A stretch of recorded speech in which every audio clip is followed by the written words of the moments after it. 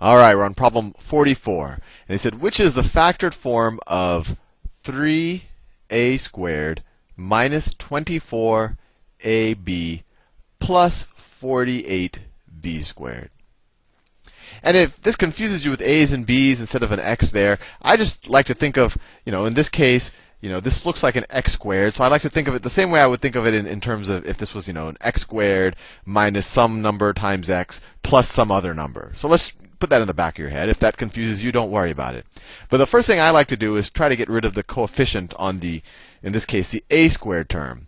And let's see if we can factor out a number. Well, sure, all of these are divisible by 3, right? 3 is divisible by 3, 24 is divisible by 3, and 48 is divisible by 3. So we should be able to factor out a 3, so let's do that. So that is equal to 3 times a squared minus 8ab, right? 24 divided by 3 is 8, and there's a minus in front of it, plus 48 divided by 16, 40 is 3. My brain was getting ahead of me. 48 divided by 3 is 16b squared. Now, to factor this, we have to think about it as, are there two numbers? Well, think of it. Let me rewrite this a little bit. If we view a as kind of the independent variable, you wouldn't have to do it, but I just wanted you to visualize it properly. 3a squared minus 8b times a plus 16b squared. So if we viewed a squared as kind of the independent variable or the x term, so now this kind of has the shape of polynomials that hopefully you're used to factoring a little bit. We just have to think, okay, are there two numbers? Are there two numbers that add up to minus 8b, and that when I multiply the two numbers, I get 16b squared, right? So first of all, the number is going to be in terms of b, obviously, because if I'm adding them and I get a b and I get b's, and if I square them, I get a b squared. And it also makes me lead to this the same number, just used twice. Otherwise, it would be weird to get a squared here. So the number that should pop out, you say, okay, what two numbers add up to minus 8, and that when I square it is equal to 16, well, minus 4, right? Minus 4 is minus 8. Minus 4 squared is 16. So the number we're talking about is minus 4b, right? Minus 4b, that's a b, plus minus 4b is equal to minus 8b, right? And minus 4b squared is equal to 16b squared. So we can factor this out to be 3, let me switch colors, 3 times. We said minus 4b is the number. When you add it twice, you get minus 8b, and you square it, you get that. So it's a minus 4b times a minus 4b. And that is choice C. Next problem, 40. Did I skip 45? I did. Let me copy and paste 45 in here. Can't skip problems. 40, 45. Let me copy and paste it in. Okay, I could just maybe overdo it on top of this one. Let me see if I can erase this. Look at that. All right, and now I can paste 45, and we're ready to go.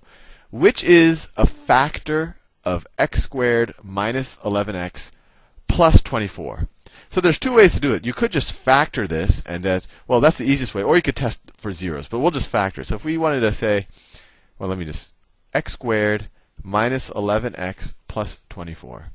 So just like the last problem, you have to say, what two numbers, when I add them, it's equal to minus 11, and when I multiply them, is equal to positive 24. Positive 24. So first of all, if I'm multiplying when I get a positive 24, they're either both positive or they're both negative. Since this is a negative number, it tells me that they both can't be positive. You can't add two positive numbers and end up with a negative. So we're going to deal with two negative numbers.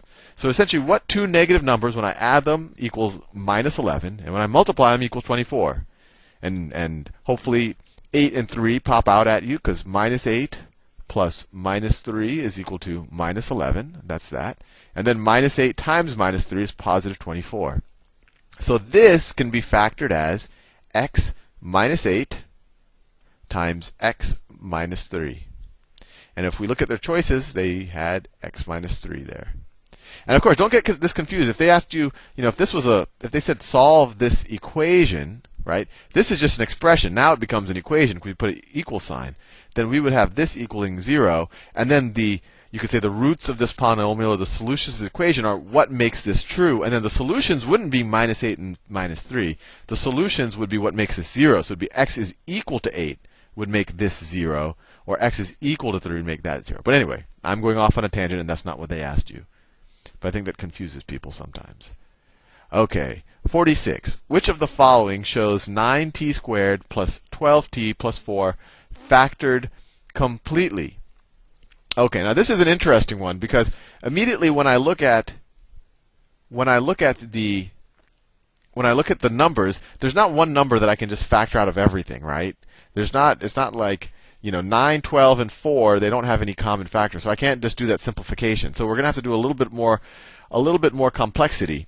But the best way to think about it is whatever's on the t squared, whatever's on the t squared, this is probably kind of this whole expression is, if we're trying to factor it into two binomials or into one binomial, this is going to be the first term of that binomial squared. So we're going to be dealing with something like 3t, right? I'm just taking the square root of 9t squared. 3t plus some number, let's say plus a, times 3t plus b.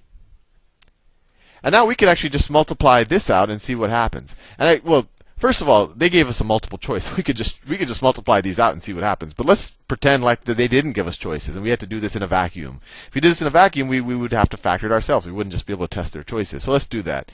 So if we multiply this out, we have 3t times 3t is 9t squared. Then you have 3t times b, so it's plus 3bt plus 3at, right? Plus 3at plus ab.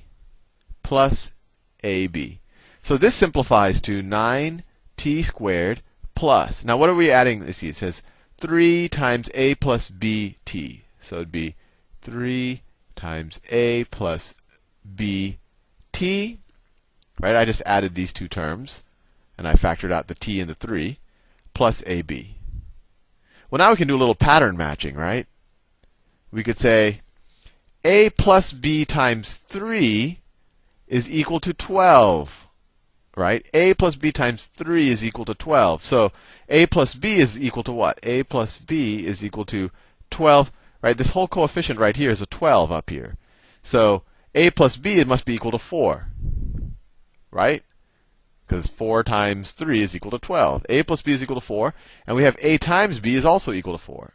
A times b is also equal to 4. So the only number that I can think of when I add them I get 4, when I multiply them I get 4 is 2 and 2. Right? Both of these are 2.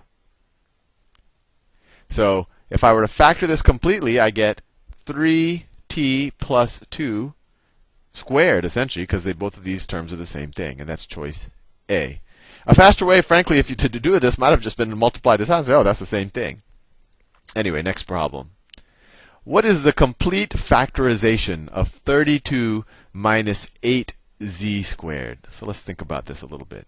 So the first thing that I like to do, once again, is to try to factor out any numbers that are just common to all of the terms. So let me do that. So 32 minus 8z squared. 8 goes into both of these, right? So let's factor out an 8.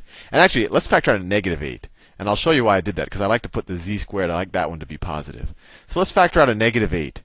And so you get a minus 8. And you didn't have to do that. You could have just factored out an 8. But what's 32 divided by minus 8? Well, it's minus 4, right? And then minus 8z squared divided by minus 8 is just plus z squared.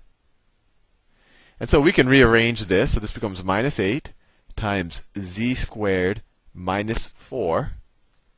And now this is, I'll review this because this is an Algebra 1 test, so maybe this isn't obvious to you. But in general, if you see something like this, a plus b times a minus b, and this might be a good exercise for you to multiply this out, but this is equal to a squared minus b squared, because the middle terms cancel out, and that's a good exercise for you to do.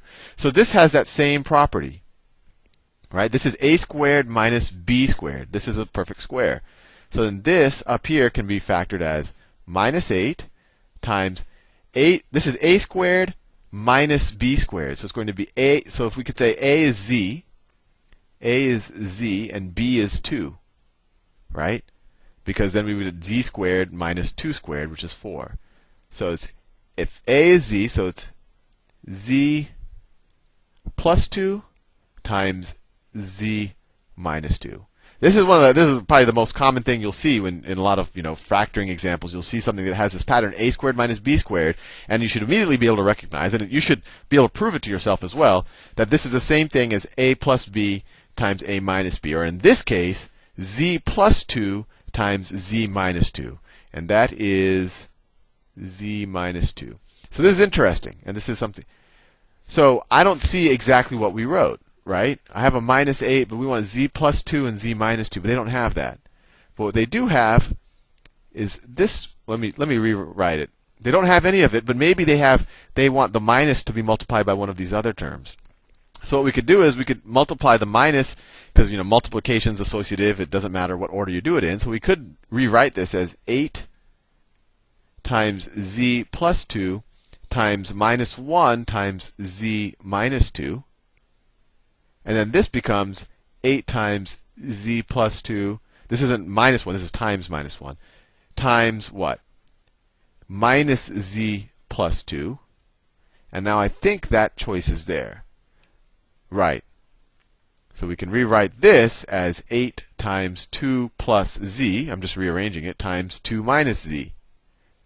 And then that is choice B. And so really, given the choices they gave us, it probably would have been faster to just factor out an 8 from the beginning and not a positive 8, and you would have immediately gotten to 2 plus z times 2 minus z. Anyway, I'll see you in the next video.